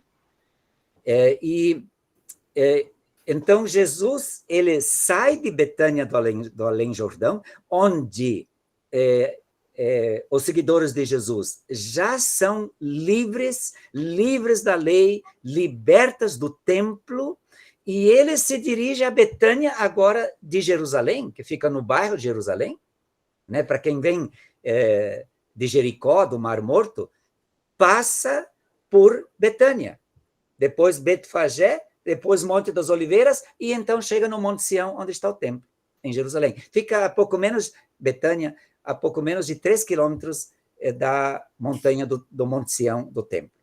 Tá? Então, era um bairro bem na periferia, porque no tempo de Jesus, depois de Betânia, era tudo deserto já, o deserto de Judá, que alcança o Mar Morto, o Vale do Jordão e ao sul também. E, então, Jesus parte da Betânia, onde já são livres os membros das comunidades de lá, e agora vai também libertar plenamente a comunidade que está em Betânia de Jerusalém. Tá? Então, acho que é interessante a gente ter isso presente, porque a comunidade da Betânia de Jerusalém, ela ainda não está livre. E a narrativa, o sétimo sinal, a narrativa da ressurreição de Lázaro, quer ajudar, essa narrativa quer ajudar a libertar a comunidade representada por esses 3 discípulos, Lázaro, Marta e Maria. Adiante. Então, eu vou seguir um pouco como podemos dividir esta perícope, e os primeiros 16 versículos, eles, então, apresentam os personagens, nos versículos 1 e 2, né, o Edmilson já falou, né? E aqui logo eu anotei as palavras que o Edmilson lá falou. Edmilson, você mostrou o pau e eu mostro a cobra morta aqui. Então, ou seja, os textos com as palavras, né, que são usadas. No versículo... Nós dois mostramos o que a gente quer, né? No versículo 3, usa o verbo filéu, de amigo, né, de amar como amigo. No versículo 5, o Edmilson explicou o verbo agapau, do amor pleno. No versículo 11, filos, que é amigo. Né? E aí, no capítulo 15, depois, na videira, nós vimos isso no encontro passado, Jesus diz, não vos chamo de servos, mas de amigos, né? Então, a ênfase no amor de amigo. E, de novo, o verbo amar como amigo, no versículo 36. Né? E esta comunidade de amigos, também de irmãs e irmãos, né? A palavra adelfé, irmã, aparece 4 vezes, irmã de Marta, de Maria, de Lázaro, referindo-se sempre a Marta e Maria, e o termo adelfós, irmão, aparece 5 vezes.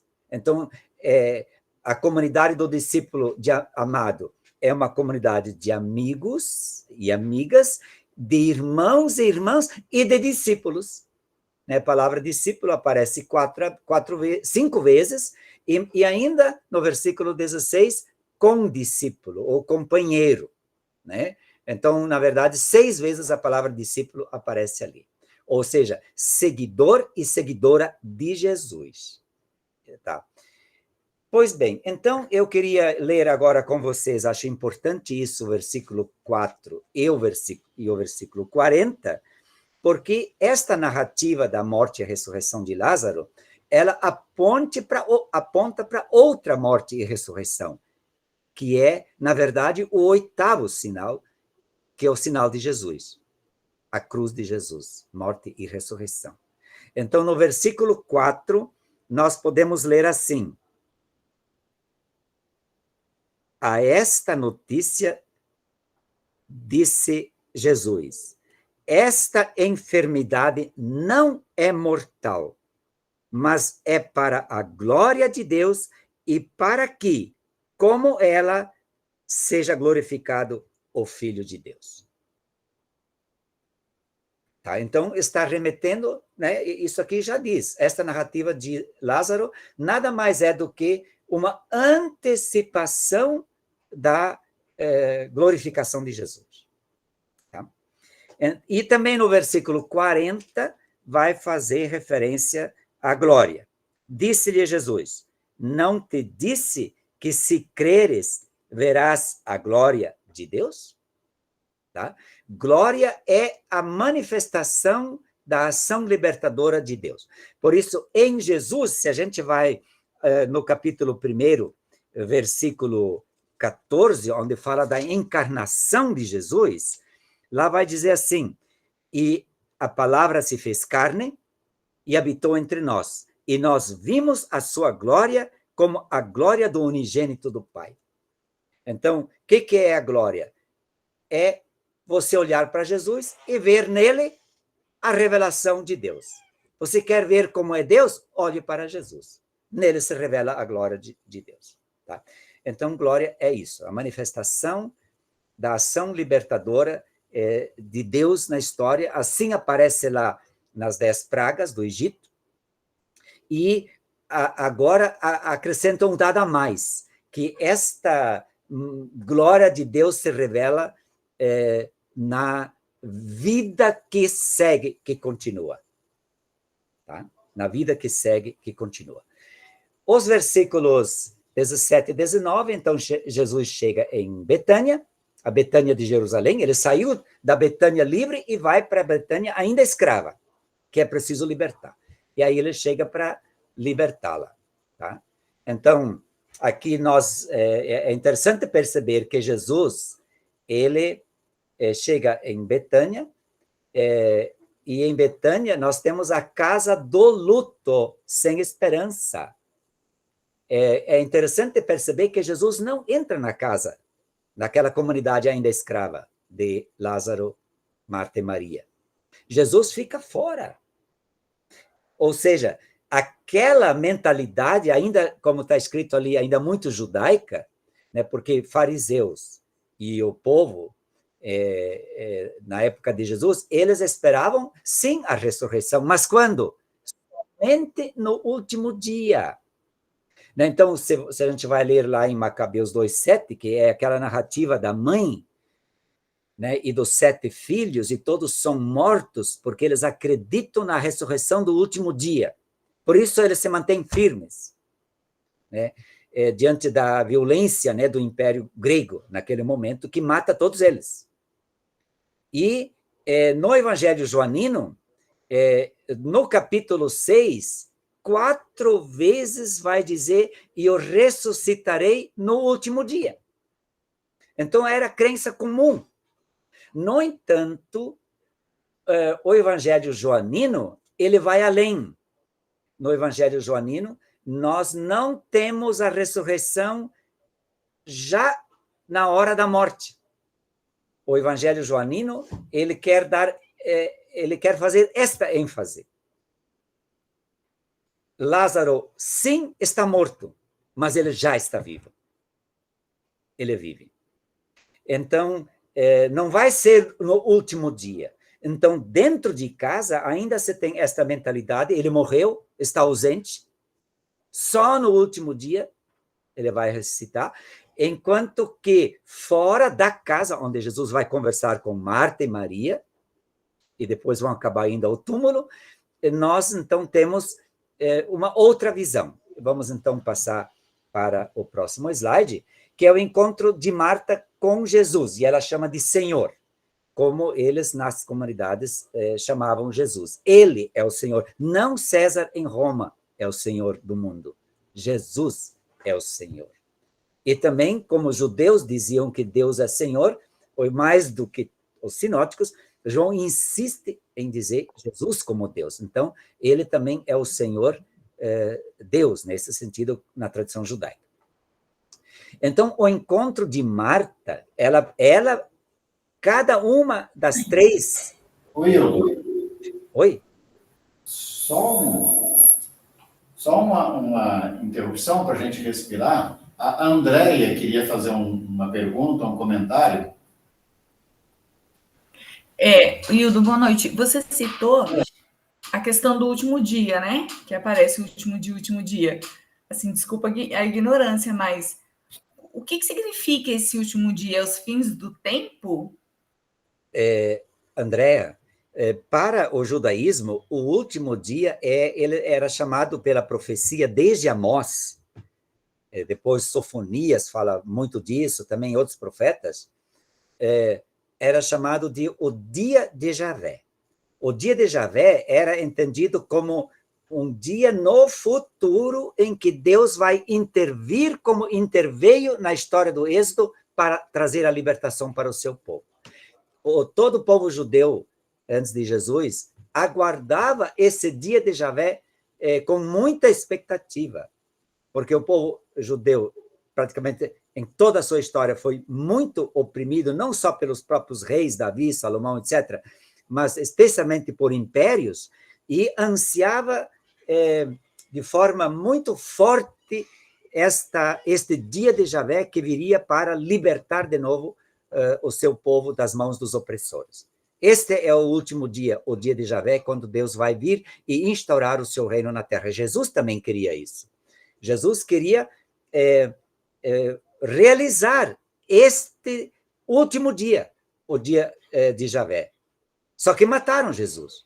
E aí os cristãos releram este último dia, o dia de Javé, como o retorno, a chegada, a vinda, a presença de Jesus, parousia em grego.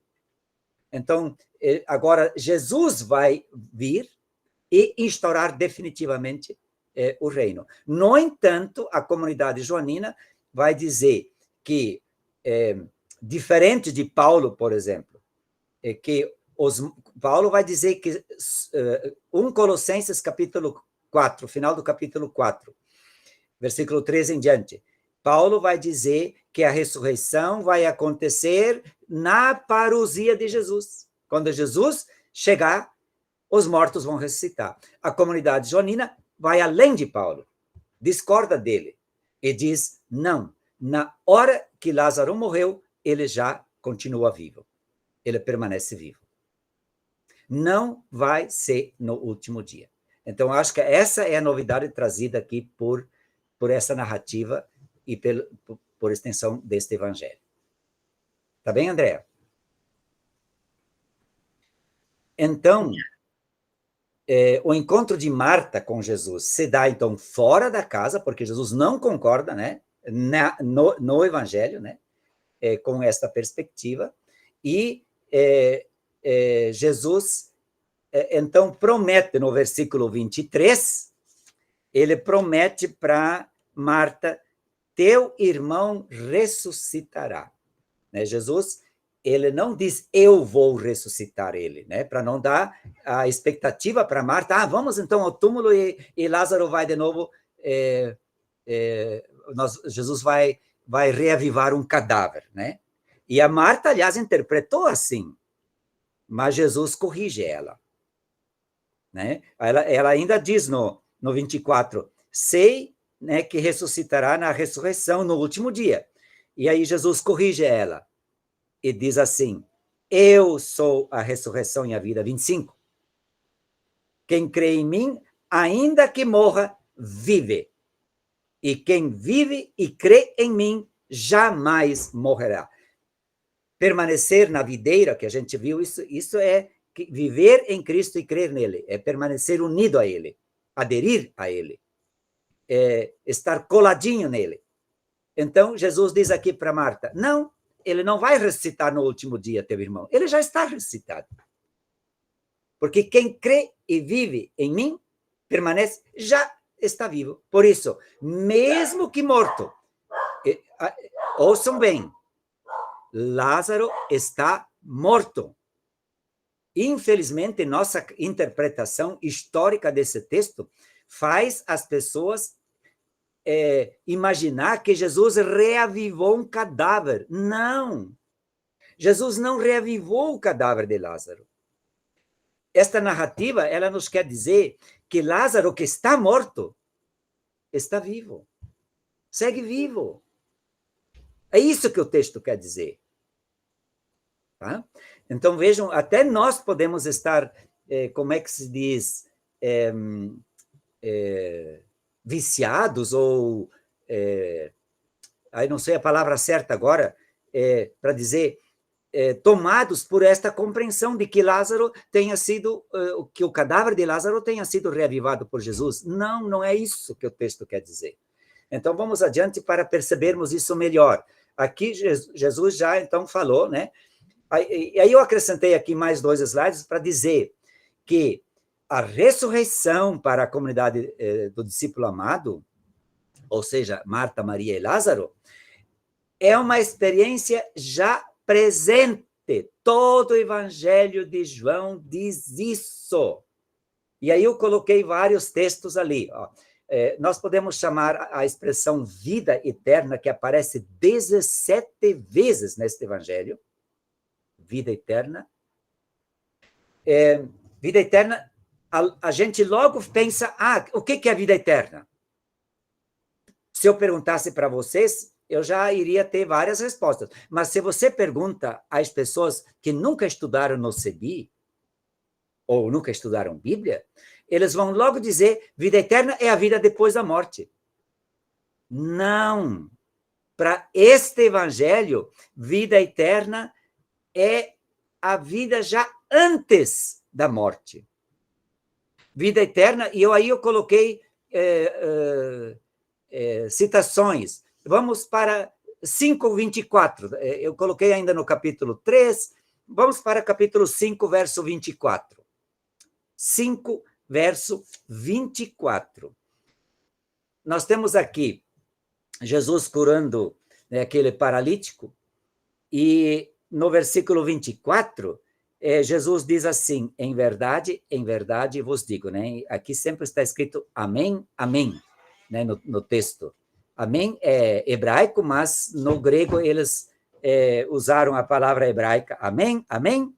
Vos digo, quem escuta a minha palavra e crê naquele que me enviou, tem a vida eterna. Não está escrito terá depois da morte a vida eterna. Se você agora já adere, está tão grudado em Jesus como rama à oliveira, você já tem a vida eterna. Então, vejam que é o que se chama na pesquisa deste evangelho de escatologia já realizada. Tá? Já realizada. Tá? Quem adere a Jesus já vive ressuscitado. E aí eu anotei, no fim deste slide, uma frase lá de 1 João, que eu acho bom ler ela. 1 João, capítulo 3, versículo 14, diz nada mais e nada menos do que o seguinte: nós sabemos que passamos da morte para a vida, porque amamos os irmãos. Ou seja, quem ama a comunidade de irmãos e irmãs já passou da morte para a vida, ou seja, já está ressuscitado. Então, é a escatologia já realizada. Se a gente lê todo o Evangelho joanino com esta compreensão da palavra, da expressão vida eterna, muda tudo. Muda tudo. Porque se nós não lemos assim, nós passamos vida eterna só para depois da morte. E aí vem a teologia tradicional. Importa salvar a alma para depois da morte. Não importa o que acontece, importa salvar a alma. Não só séculos, mas milênios a catequese tradicional ensinou assim, interpretando equivocadamente esse evangelho. Então, neste slide aqui, eu coloco vários textos e, então, a ressurreição já é experiência presente antes da morte. Próximo slide vai dizer que a ressurreição também é experiência de vida plena que permanece para sempre, inclusive depois da morte. E a narrativa de Lázaro aqui é essa experiência. O que Marta e Maria não entendiam, por isso estavam presas na casa junto com os judeus lá,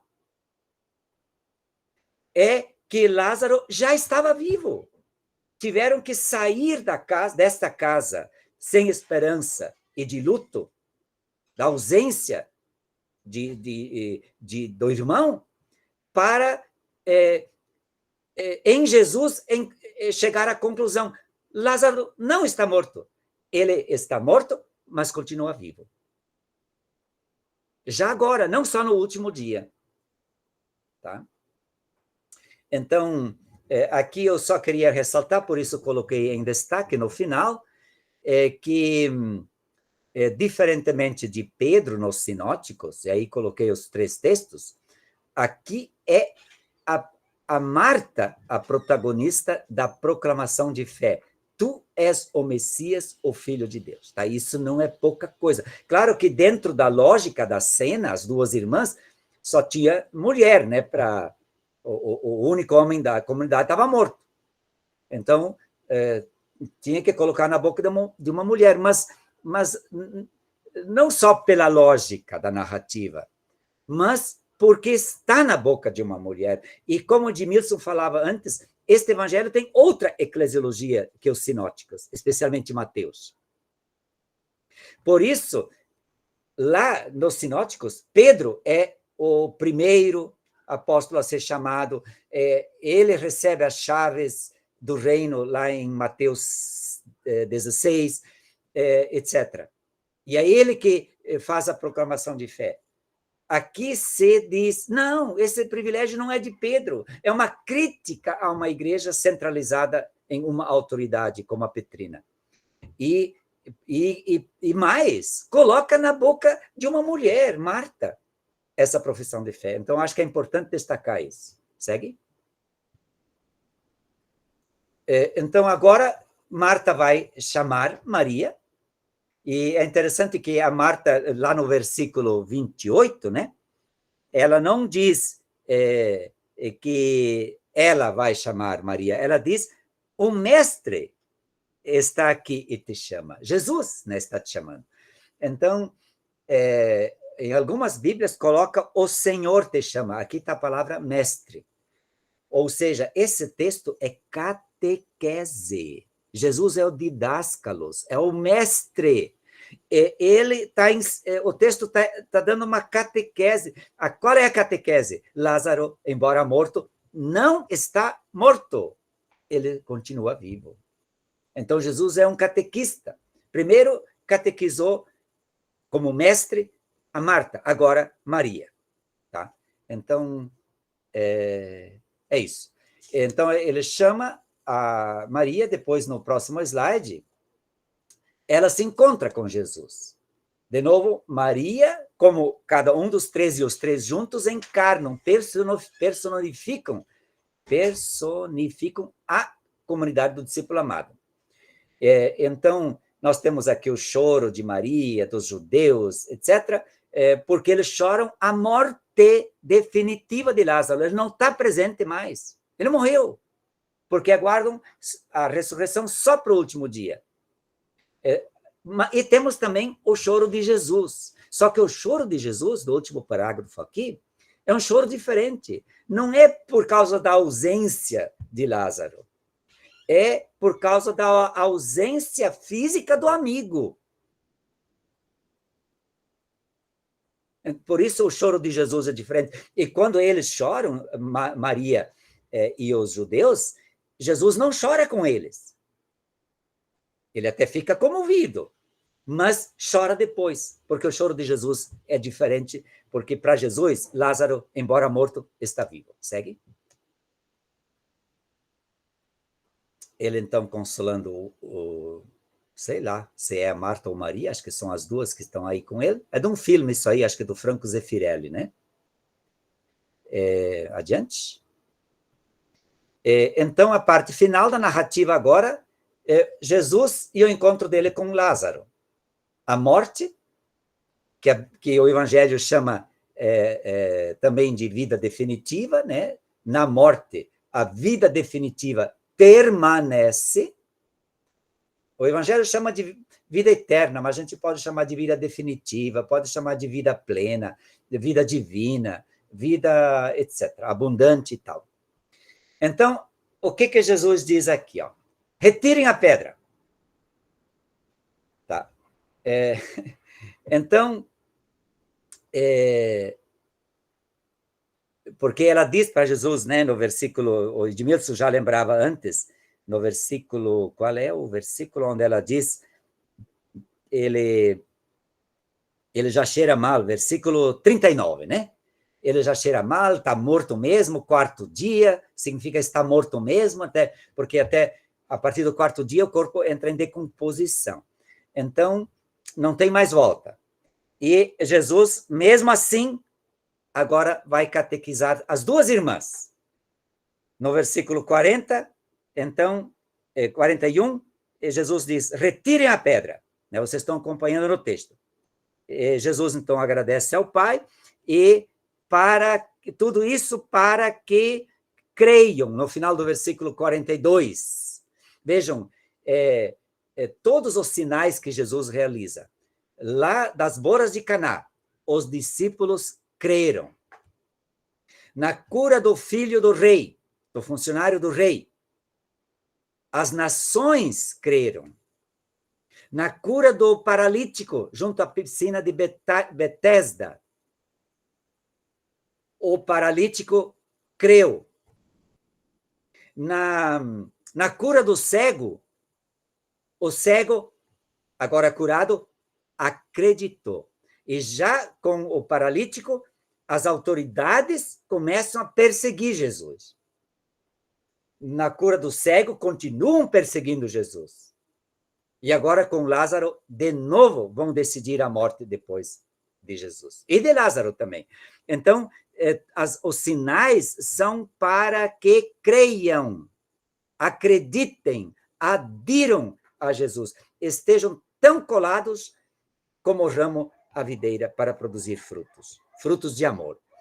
E vocês podem ver no versículo 45 que o resultado deste sinal é a crença. Muitos dos judeus que tinham vindo à casa de Maria, tendo visto o que ele fizera, creram nele, acreditaram. Aliás, aqui um parênteses do que não está no slide aí, este evangelho não usa uma única vez a palavra fé. Sempre usa o verbo de fé, que é crer, acreditar. Porque fé pode ser uma coisa racional, crer nas ideias abstratas.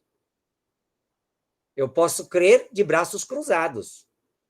Agora, acreditar, crer, significa colocar a fé em prática. Até por definição, em português, a classe gramatical verbo é considerada ação. Por isso, aparece nunca como pistis, substantivo, mas sempre o verbo crer, acreditar, que é o verbo pisteu. Então, só lembrei disso por causa do crer aqui, tá? Voltando ao texto, versículo 43 e 41, tu já pode virar para o próximo slide. Aliás, é esse aqui mesmo, tá? É esse aqui mesmo. Esses dois versículos, eles são a chave para interpretar a narrativa toda da ressurreição de Lázaro. Eu coloquei ressurreição entre aspinhas, aí vocês podem ver no slide, e aí assim já vamos concluindo nossa intervenção, para ver que a ressurreição não é o reavivamento do cadáver, porque Lázaro está morto, porém continua vivo. Então, versículo 43, olhando na Bíblia. Tendo dito isso, gritou em alta voz, Lázaro, vem para fora. O morto saiu com os pés e as mãos enfaixados e o rosto recoberto com um sudário. Então, vejam, um morto, um cadáver, escuta? Não. Jesus não chamou o cadáver para fora. Jesus chamou Lázaro ressuscitado, vivo. O cadáver continua lá. Mas ele está vivo, ressuscitado, por isso ele escuta. E por isso ele sai do túmulo. E ele está com os braços e as pernas enfaixadas, atadas, amarradas. Não era tradição do povo judeu amarrar braços e pernas das pessoas que sepultavam. É só lembrar o sepultamento de Jesus. Enrola ele num lençol e enterra ele. Simples assim. não está amarrado. Então vejam que a cena é simbólica. Por isso amarram os braços e as pernas de Lázaro. E ele vem para fora. Como é que vai caminhar um cara que está com os pés amarrados? Não pode caminhar. E ele sai caminhando. Por isso, não é o cadáver que sai do túmulo. É Lázaro ressuscitado que continua vivo. E mais, o que Jesus lhes disse no final do versículo 44? Desatai-o e deixai-o ir-se. Para onde vai Lázaro?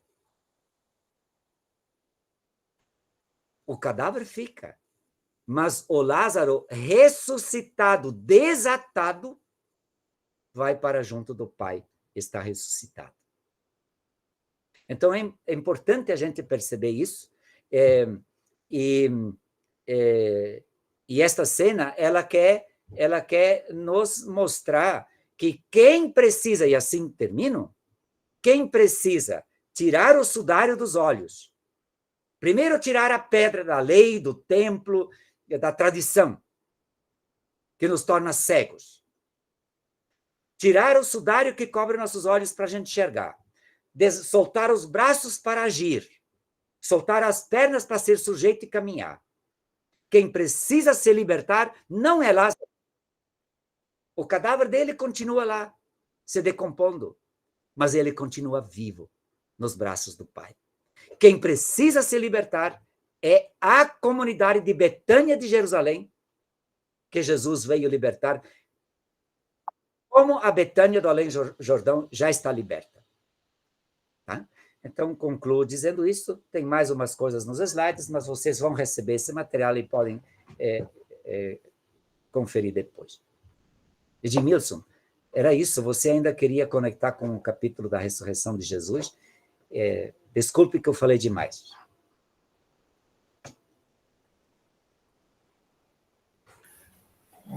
Não precisa pedir desculpas, Hildo. É sempre uma riqueza beber. A gente ainda quer depois pegar esse material e seguir lendo, estudando, aprofundando, né? Nós estamos chegando ao final e a gente quer ser fiel ao nosso horário.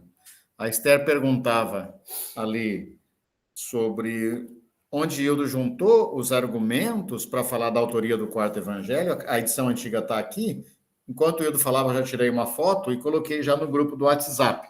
Depois coloco direitinho a citação, recomendando que a gente, quem não tenha, vale a pena adquirir essa coleção. Né?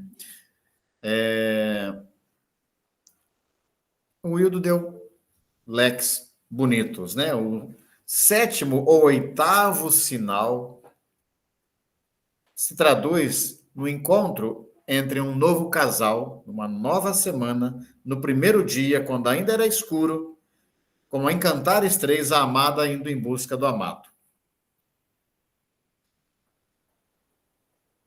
Os guardas tentaram me segurar. Solta-me.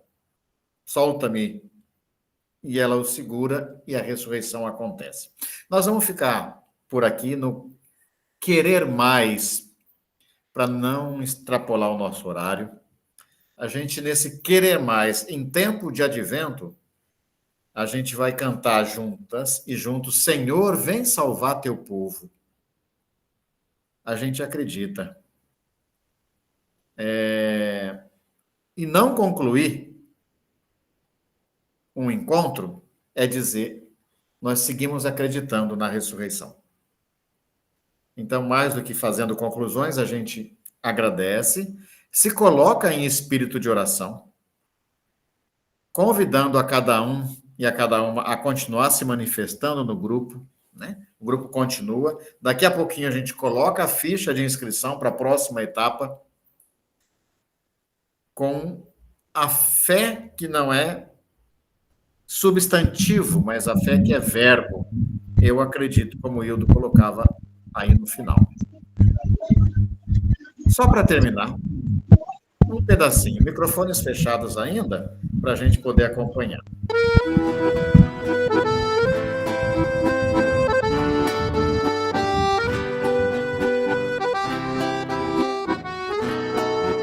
Passo fundo, viu, Ilva? Olha lá.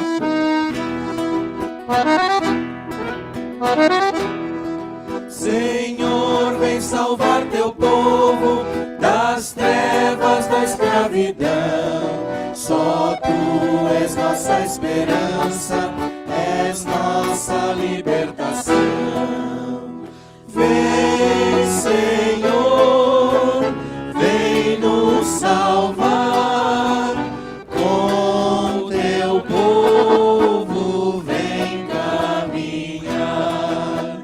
Vem, Senhor, vem nos salvar. Com teu povo vem caminhar. Amém, gente. Um abraço no coração. Um bom tempo de advento. Sigamos juntas e juntos. Que nos abençoe a divindade, Mãe da vida, Pai de amor. Amém. Boa noite. Boa noite. Boa noite. Boa noite. Obrigada. Boa noite. Boa noite. Garoto, quase bem. Feliz ano novo a todo mundo.